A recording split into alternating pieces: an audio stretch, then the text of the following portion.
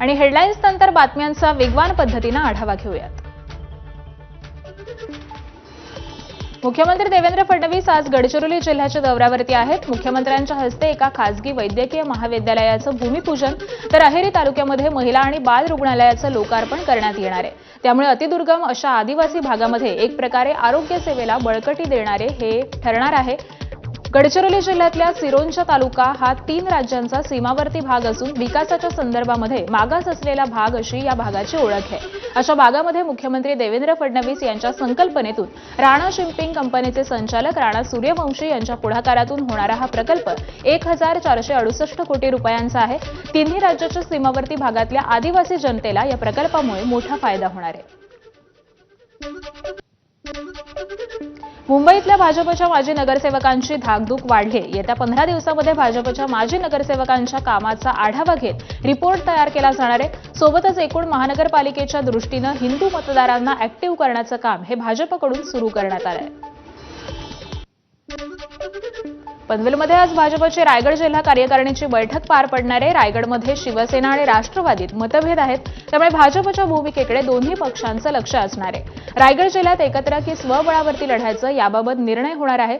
संपर्क मंत्री आशिष शेलार प्रमुख नेत्यांसोबत संवाद साधणार आहेत, तर रायगड जिल्ह्यातील आमदार, खासदार आणि प्रमुख पदाधिकारी देखील उपस्थित राहतील।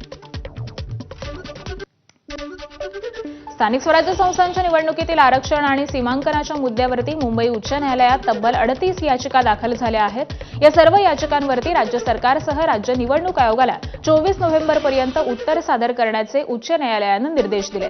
तर या संपूर्ण प्रकरणावरती 27 नोव्हेंबरला अंतिम सुनावणी पार पडणार असल्याची माहिती आहे। रत्नागिरी स्थानिक स्वराज्य संस्थेच्या निवडणुकांसंदर्भात काल महायुतीची महत्त्वाची बैठक पार पडली। भाजप प्रदेशाध्यक्ष रवींद्र चव्हाणांच्या बंगल्यावरती झालेल्या या बैठकीला शिवसेनेचे उदय सामंत, योगेश कदम यांच्यासह भाजपचे आमदार निरंजन डावखरे उपस्थित होते। महायुतीतील तिन्ही पक्ष एकत्रित निवडणूक लढवणार, त्याच दृष्टीने कामाला लागण्याच्या सूचना देण्यात आल्या। जिल्हा प्रमुखांना या सूचना करण्यात आलेल्या आहेत। मुंबईत रेल्वे स्टेशनवरती आंदोलन करणाऱ्या रेल्वे कर्मचाऱ्यांच्या अडचणी वाढण्याची शक्यता आहे। रेल्वे कर्मचाऱ्यांच्या आंदोलनाची रेल्वे पोलिसांकडून सखोल चौकशी केली जाणार आहे। कर्मचाऱ्यांनी केलेल्या आंदोलनाला रीतसर परवानगी होती का, निषेध नोंदवून फक्त रेल्वेच्या वरिष्ठांना पत्रव्यवहार केला जाणार होता, मग अचानक आंदोलन कसं चिघळलं याबाबत चौकशी केली जाणार आहे। तसंच मोटरमन याचा आंदोलनातील सहभाग, नागरिकांची झालेली गैरसोय आणि यामुळे कायदा आणि सुव्यवस्थेचा प्रश्न उद्भवलेला असल्यामुळे या आंदोलनाची सविस्तर चौकशी करून त्याबाबतचा अहवाल हा रेल्वे पोलिसांकडून वरिष्ठ अधिकाऱ्यांकडे सादर केला जाणार असल्याची माहिती आहे।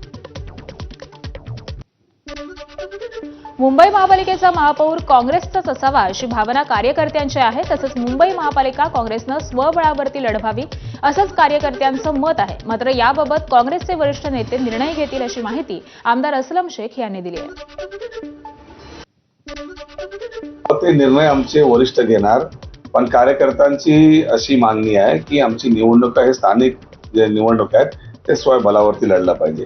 पण आता याचा निर्णय आमचे जे वरिष्ठ नेते आहेत, दिल्लीचे नेते आहेत, आमचे महाराष्ट्राचे वरिष्ठ नेते आहेत, त्यांच्याबरोबर आम्ही चर्चा करू।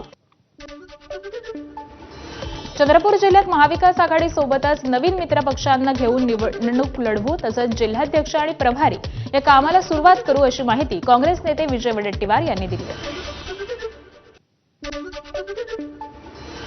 वाशिम जिल्ह्यातील 4 नगरपालिका आणि 1 नगरपंचायतीच्या होऊ घातलेल्या निवडणुकीसंदर्भात वाशिम जिल्हा काँग्रेस कमिटीची बैठक पार पडली। इच्छुक उमेदवार आणि कार्यकर्त्यांची बैठक पार पडली। या बैठकीमध्ये कार्यकर्त्यांची मतं जाणून घेण्यात आलेली असून निवडणुकीमध्ये काँग्रेस महाविकास आघाडीमध्ये लढणार, तसंच अपवादात्मक स्थितीमध्ये काही जागेवरती स्वबळावर लढण्याची इच्छा ही कार्यकर्त्यांनी बोलून दाखवली आहे। कार्यकर्त्यांच्या भावना अतिशय चांगल्या पद्धतीने निवडणूक लढण्याच्या आहेत। काही ठिकाणी महाविकास आघाडी म्हणून विचार करण्याची सुद्धा कार्यकर्त्यांनी त्यांचे विचार व्यक्त केलेले आहेत, किंवा आपण सगळ्यांची चर्चा केली पाहिजे। समविचारी पक्ष असतील त्यांना सोबत घेण्याचा प्रयत्न आपण केला पाहिजे असं काही ठिकाणी कार्यकर्ते बोलले। काही ठिकाणी कार्यकर्ते म्हटले की आपली जर परिस्थिती चांगली असेल तर आपण एकट्याने पुढे गेलं पाहिजे। या सगळ्या गोष्टींचं अवलोकन करून आम्ही पक्षश्रेष्ठींशी चर्चा करून यामध्ये लवकरात लवकर निर्णय घेऊ। काँग्रेसचे नेते आणि रायगड जिल्हा काँग्रेस कार्याध्यक्ष राजा ठाकूर यांनी प्रमुख कार्यकर्त्यांसहित शेकापच्या जयंत पाटलांची भेट घेतली. स्थानिक स्वराज्य संस्थांच्या निवडणुकीमध्ये अलिबाग नगरपालिकेमध्ये काँग्रेसला कमीत कमी 3 जागा मिळण्यासाठी काँग्रेसच्या वरिष्ठ नेत्यांनी जयंत पाटलांकडे आग्रह धरला. त्यामुळे अलिबागमध्ये शेकाप, काँग्रेस आणि ठाकरेंची शिवसेना एकत्र आल्यास शिंदे सेनेला मोठं आव्हान असणार आहे. धुळे जिल्ह्यात स्थानिक स्वराज्य संस्थांच्या निवडणुकांच्या पार्श्वभूमीवरती राजकीय हालचालींना वेग आलाय. 5 आमदार असल्यानं जिल्ह्यात सध्या महायुतीसाठी अनुकूल वातावरण आहे. मात्र स्थानिक स्वराज्य संस्थांच्या निवडणुकांबाबत महायुतीकडून निर्णय झाला नसला तरी नगरपंचायत आणि नगर परिषद निवडणुका महायुतीच्या नावानं लढवण्याचे आदेश हे पक्षातर्फे पदाधिकाऱ्यांना देण्यात आले. मात्र जागा वाटपामध्ये अपेक्षित स्थान न मिळाला स्वबळावरती लढण्याची तयारी ही शिंदेंच्या शिवसेनेनं व्यक्त केली आहे.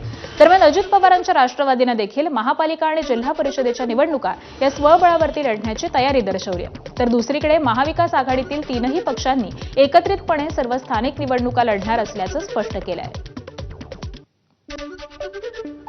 पंढरपूरमध्ये पंचायत राज निवडणुकीच्या पार्श्वभूमीवरती विरोधक एकत्र आलेले आहेत. सत्ताधारी भाजपच्या विरोधात दोन्ही राष्ट्रवादी, शिंदेची शिवसेना आणि मनसेचे नेते एकत्र आलेले असून भाजपसाठी ही निवडणूक प्रतिष्ठेची ठरणार आहे. माढ्याचे शरद पवारांच्या राष्ट्रवादीचे आमदार अभिजित पाटील, काँग्रेसचे भगीरथ भालके, अजित पवारांच्या राष्ट्रवादीचे कल्याणराव काळे, शिंदेच्या शिवसेनेचे महेश साठे आणि मनसेचे दिलीप धोत्रे यांनी भाजपच्या समाधान अवताडे आणि प्रशांत परिचारक यांच्या विरोधामध्ये एकजूट दाखवली आहे. मुंबई महानगरपालिकेच्या मागोमाग आता ठाणे महानगरपालिकेची देखील आरक्षण सोडत ही जाहीर होणार आहे. 11 नोव्हेंबरला आरक्षण सोडत जाहीर होणार आहे, तर 17 नोव्हेंबरपर्यंत हरकती स्वीकारल्या जाणार आहेत. ठाणे महापालिकेचे आयुक्त आणि प्रशासक सौरभ राव यांनी ही माहिती दिली आहे. परभणीत अजित पवारांच्या राष्ट्रवादीकडून आगामी स्थानिक स्वराज्य संस्था निवडणुकीच्या पार्श्वभूमीवरती कार्यकर्त्यांच्या बैठकीचं आयोजन करण्यात आलं होतं. परभणीत युती झाली तर महायुतीत लढणार, अन्यथा स्वबळावरती लढू, अशी माहितीही अजित पवारांच्या राष्ट्रवादीचे नेते नरहरी झिरवाळ यांनी पत्रकारांशी बोलताना दिली आहे. महायुती झाली तर महायुतीत लढणार, नाहीच महायुती झाली तर स्वबळावर लढावं लागणार आहे आणि लढणार. आगामी जिल्हा परिषद आणि पंचायत समिती सार्वत्रिक निवडणुकीसाठी येवल्यात अजित पवारांच्या राष्ट्रवादीची बैठक पार पडली. माजी खासदार समीर भुजबळ आणि विधान परिषद सदस्य आमदार पंकज भुजबळ हे बैठकीला उपस्थित होते. या बैठकीमध्ये येवला आणि निफाड तालुक्यातील 46 गावांच्या जिल्हा परिषद गट आणि पंचायत समिती गणातील निवडणूक लढणाऱ्या इच्छुकांच्या मुलाखती ह्या घेण्यात आल्या. वरिष्ठांनी घेतलेल्या निर्णयानुसार स्थानिक परिस्थिती बघून महायुतीसोबत की स्वबळावरती हा निर्णय घेण्यात येईल असं माजी खासदार समीर भुजबळ यांनी स्पष्ट केलं आहे. आगामी स्थानिक स्वराज्य संस्थांच्या निवडणुकीच्या पार्श्वभूमीवरती नाशिकमधील शिंदेच्या शिवसेनेच्या युवा सेनेकडून महापालिकेच्या सर्व प्रभागात नव्यानं बूथ रचना करत मोर्चे बांधणी केली जात आहे. आगामी निवडणुकांमध्ये पक्षानं ठरवलं तर युतीत नाहीतर स्वबळावरती निवडणुका लढण्याची देखील तयारी असल्याचं नाशिकच्या युवा सेनेकडून सांगितलं जात आहे. 30 प्रभागात आम्ही शाखा प्रमुख आणि बूथ प्रमुख आम्ही देतोय. ज्या काही मतदार याद्या आहे त्याच्यावर आम्ही बसायला त्यांना आदेश दिले आणि येणारा जो आगामी काळात निवडणूक आहे त्याच्या माध्यमातून युती असो किंवा शिंदे साहेबांचे आदेश असो की सेपरेट आपल्याला लढायचे, आम्ही त्याच्या अनुषंगाने आज आम्ही अशी तयारी केली आहे. ऐन नगरपालिका निवडणुकीच्या तोंडावरती अकोल्याच्या अकोटमध्ये शिंदेच्या शिवसेनेत मोठं इन्कमिंग झालंय. भाजपच्या युवती आघाडीच्या माजी जिल्हाध्यक्ष चंचल पितांबरवाले यांनी शेकडो कार्यकर्त्यांसह शिंदेच्या शिवसेनेमध्ये प्रवेश केलाय. पक्षाचे उपनेते आणि माजी आमदार गोपीकिशन बाजोरिया यांच्या प्रमुख उपस्थितीमध्ये हा पक्षप्रवेश सोहळा पार पडलाय. माजी मुख्यमंत्री पृथ्वीराज चव्हाण यांचे कट्टर समर्थक भाऊसाहेब ढेबे पाटील यांनी भाजपमध्ये प्रवेश केलाय. भाजपचे जिल्हाध्यक्ष अतुल भोसले, आमदार मनोज घोरपडे, प्रदेश उपाध्यक्ष विक्रम पावसकर यांच्या उपस्थितीमध्ये ढेबे पाटील यांनी पक्षप्रवेश केला.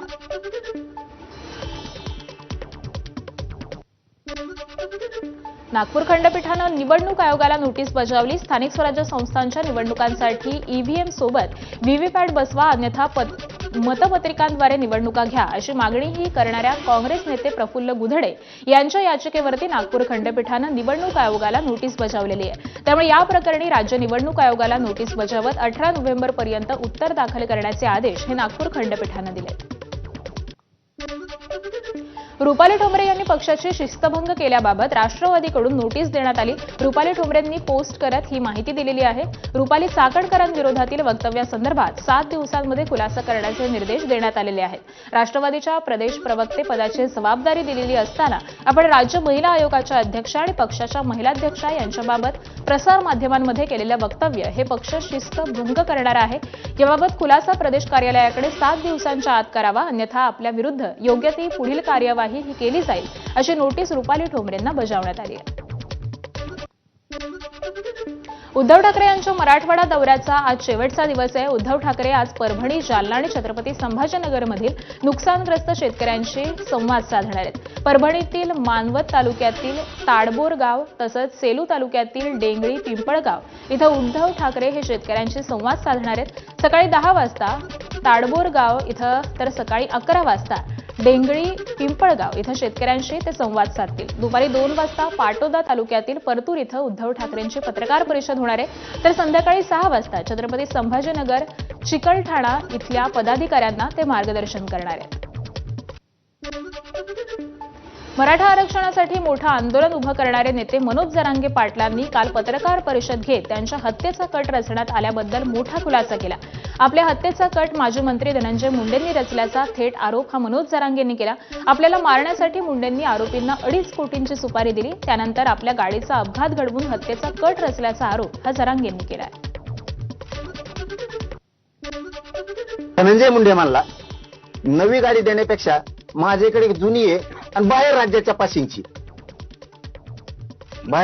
पासिंगची आहे, ती गाडी तुला मी देतो, नवी असो किंवा जुनी असो, आणि तुमचं चालू द्या किंवा ते त्यांच्या बरोबर आहे, तुम्ही हे तपासात उघडं पाडा।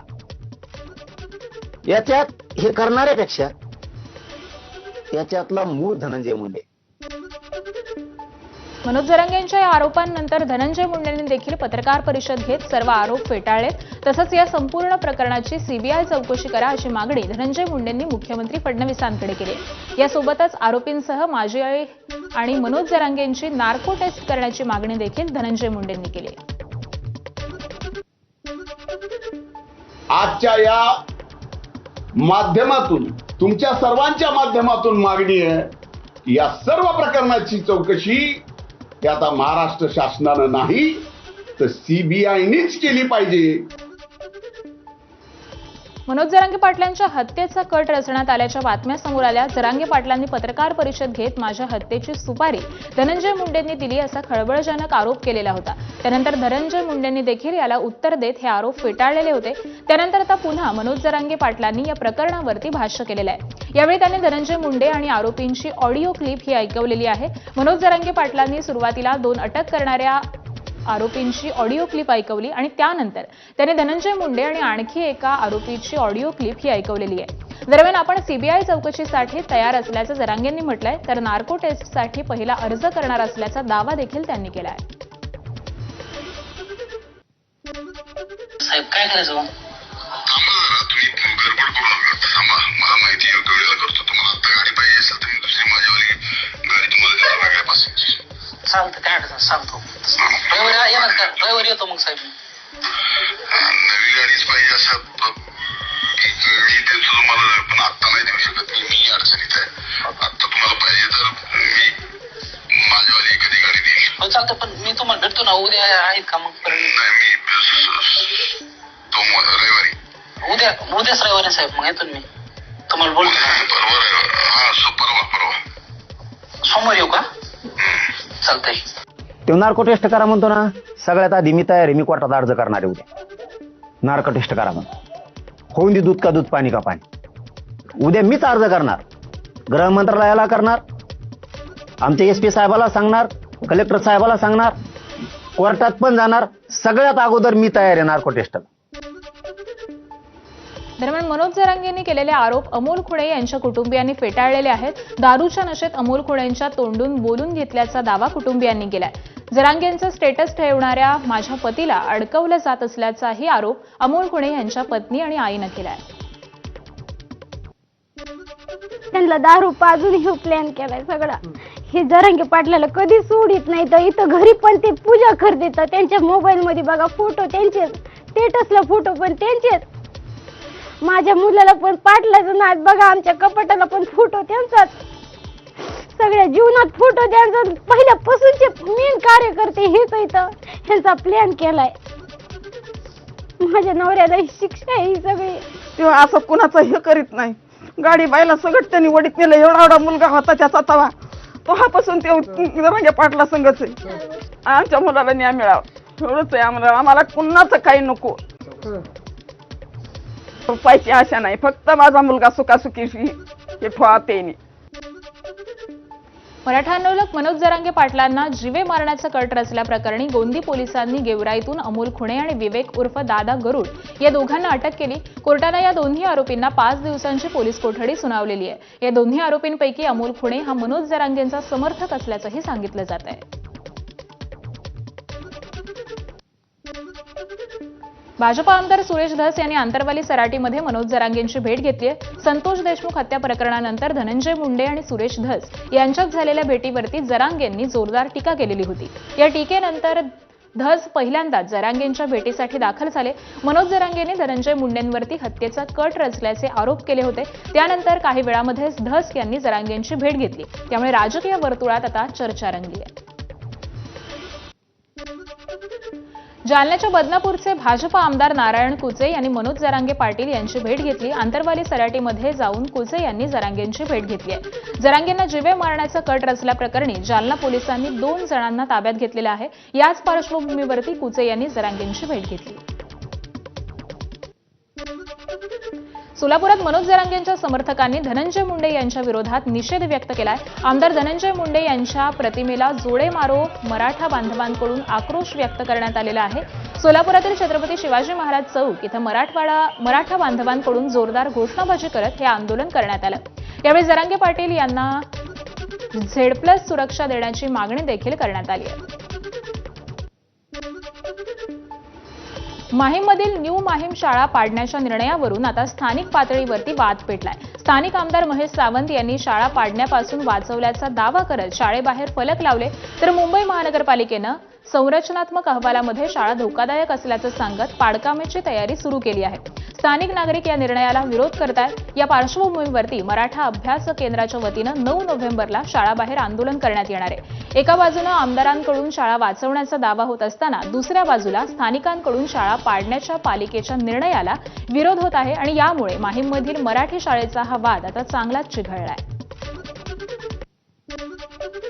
बाबा सिद्दीकींच्या पत्नीनं मुंबई उच्च न्यायालयात धाव घेतलेली आहे. हत्येचा तपास करण्यासाठी विशेष तपास पथक स्थापन करण्याची मागणी ही सिद्दीकी यांच्या पत्नीनं केलेली आहे. याचिकेमध्ये मुंबई पोलिसांच्या तपासावरती प्रश्नचिन्ह उपस्थित करण्यात आलाय. हत्येचे खरे गुन्हेगार पकडण्यात मुंबई पोलिसांना अपयश आल्याचा आरोप या याचिकेमध्ये करण्यात आलाय. यावरती 11 नोव्हेंबरला सुनावणी होण्याची शक्यता आहे. तर 12 ऑक्टोबर 2024ला बाबा सिद्दीकी यांची गोळ्या झाडून हत्या करण्यात आली होती. नाशिकच्या कुंभमेळ्यात फक्त हिंदूंची दुकानं लागली पाहिजेत असं वक्तव्य मंत्री नितेश राणे यांनी केलं होतं. राणेंच्या या वक्तव्यानंतर नाशिकमधील साधू महंतांनी त्यांच्या वक्तव्याचं स्वागत केलंय. दरम्यान या प्रकरणात सरकारनेच लक्ष घालावं आणि ज्याला हिंदू धर्म मान्य नाही, देवदेवतांची पूजा मान्य नाही अशा लोकांवरती कुंभमेळ्याच्या काळात व्यवसायावरती निर्बंध आणावे अशी भूमिका ही नाशिकमधील साधू संतांनी घेतली आहे.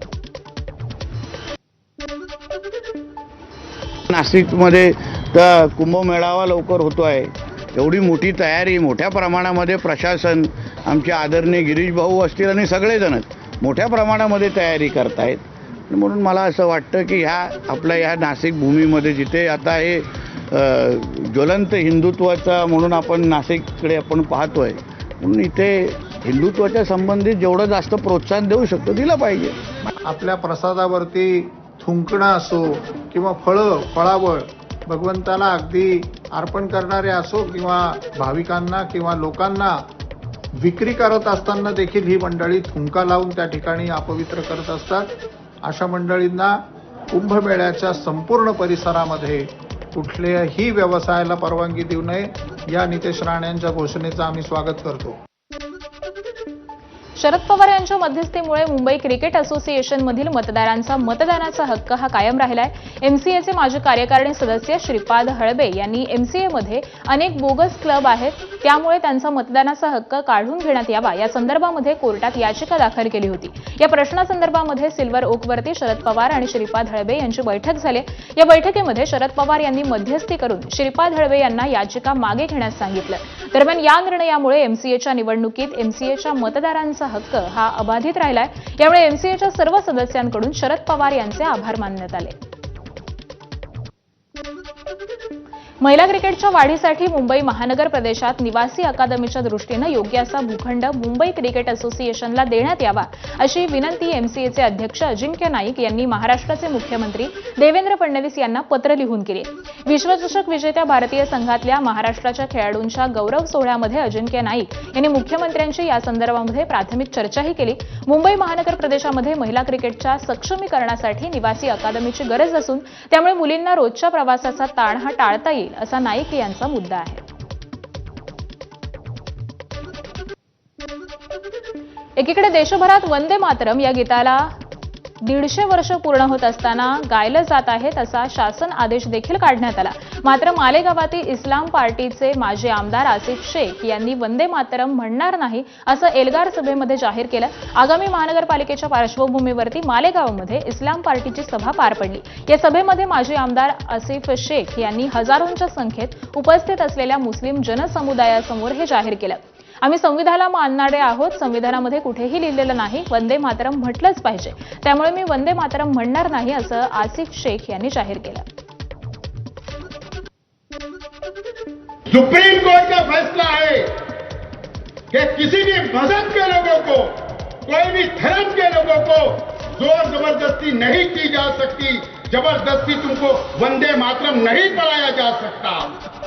आज मैं बोलता हूं कि मैं वंदे मातरम नहीं पढ़ूंगा। ठाण्यातील लुईसवाडी परिसरात वंदे मातरम गीताला 150 वर्ष पूर्ण झाल्यानं कार्यक्रमाचं आयोजन करण्यात आलं।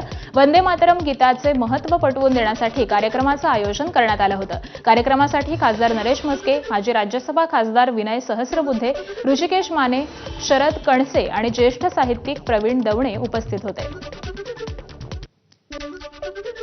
अकोल्यात शरद पवार आणि प्रकाश आंबेडकरांचे मोठे बंधू भीमराव आंबेडकर एकाच मंचावरती येणार आहेत। अकोला इथल्या डॉक्टर बाबासाहेब आंबेडकर सामाजिक प्रतिष्ठानच्या शैक्षणिक संकुल आणि डॉक्टर बाबासाहेब आंबेडकर यांच्या पुतळ्याच्या उद्घाटनासाठी शरद पवार आणि भीमराव आंबेडकर एकत्र येणार आहेत। यावेळी शरद पवार अकोला जिल्ह्यातील शेतकऱ्यांशी संवादही साधणार आहेत।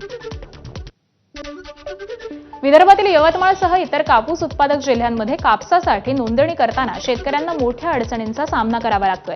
आता नोंदणी करताना जरी अडचण येत असली तरी या शेतकऱ्यांची पुन्हा नोंदणी होणार असल्याचं कापूस महामंडळानं स्पष्ट केलंय। दरम्यान विदर्भात कॉटन कॉर्पोरेशन ऑफ इंडियाची 89वी खरेदी केंद्र हे कार्यरत असून आतापर्यंत सुमारे 3,12,068 शेतकऱ्यांनी नोंदणी केली आहे। कापूस खरेदीसाठी नोंदणीची मुदत ही 31 डिसेंबरपर्यंत वाढवण्यात आल्याचं महामंडळानं स्पष्ट केलं आहे। साताऱ्याच्या कराड तालुक्यातील ऊस उत्पादक शेतकरी ऊस दरासाठी चांगलेच आक्रमक झालेले आहेत। ऊस गळती हंगामाला सुरुवात झालेली असली तरी अद्यापही साखर कारखान्यांनी ऊस दर जाहीर केलेला नाही आणि त्यामुळे शेतकऱ्यांनी थेट ऊसतोड रोखण्याचा इशारा दिला। ऊसाला प्रतिटन 3,750 रुपये दर जाहीर करा, अन्यथा रस्त्यावरती उतरून आंदोलन छेडण्याचा इशारा शेतकऱ्यांनी दिलाय। साखर कारखाने सुरू असताना देखील दर न जाहीर झाल्यानं शेतकऱ्यांमध्ये तीव्र असंतोषाचं वातावरण आहे। कराड तालुक्याची सर्व शेतकऱ्यांची मीटिंग पार पडली असून कारखान्यांनी दर जाहीर न करता कारखाने चालू केले आहेत ते आम्हाला मान्य नाही। सर्व शेतकऱ्यांनी एकमताने ठराव केलाय की 3750 रुपये दर मिळाल्याशिवाय ऊसाला कोयता लावून देणार नाही। नवी मुंबईत उल्वे किनारी उन्नत मार्गाचं काम सध्या प्रगतीपथावरती सुरू आहे। हा मार्ग थेट नवी मुंबई आंतरराष्ट्रीय विमानतळाला जोडण्याचा आहे। अंदाजे 7 किलोमीटर असणारा हा मार्ग 6 पदरी असणार आहे। कार्यान्वित झाल्यानंतर हा आधुनिक द्रुतगती महामार्ग नवी मुंबईला जागतिक व्यापार आणि कनेक्टिव्हिटीचं प्रवेशद्वार बनवण्यासाठी महत्त्वाचा टप्पा ठरणार आहे। इतर प्रकल्पांप्रमाणे सिडकोतर्फे हा प्रकल्प करण्यात येतोय। मनसेचे महाड शहराध्यक्ष पंकज उमासरे यांनी मंत्री भरत गोगावले यांच्यावरती केलेल्या टीकेनंतर शिंदेंच्या शिवसेनेकडून त्यांना मारहाण करण्यात आली होती. या मारहाण प्रकरणी मनसेचे ठाणे जिल्हाध्यक्ष अविनाश जाधव यांनी महाड पोलीस ठाण्याला भेट देऊन संबंधित मारहाण प्रकरणी आरोपींना तात्काळ अटक करा, अन्यथा महाड बंद करू असा इशारा पोलिसांना दिलाय. त्यानंतर महाड पोलिसांनी 8 आरोपींपैकी 2 अटक केलेली आहे. उर्वरित 6 आरोपींना नोटीस बजावण्यात आलेली असून लवकरच उर्वरित आरोपींना देखील अटक करण्याच्या हालचाली सुरू असल्याचं पोलिसांनी सांगितलंय.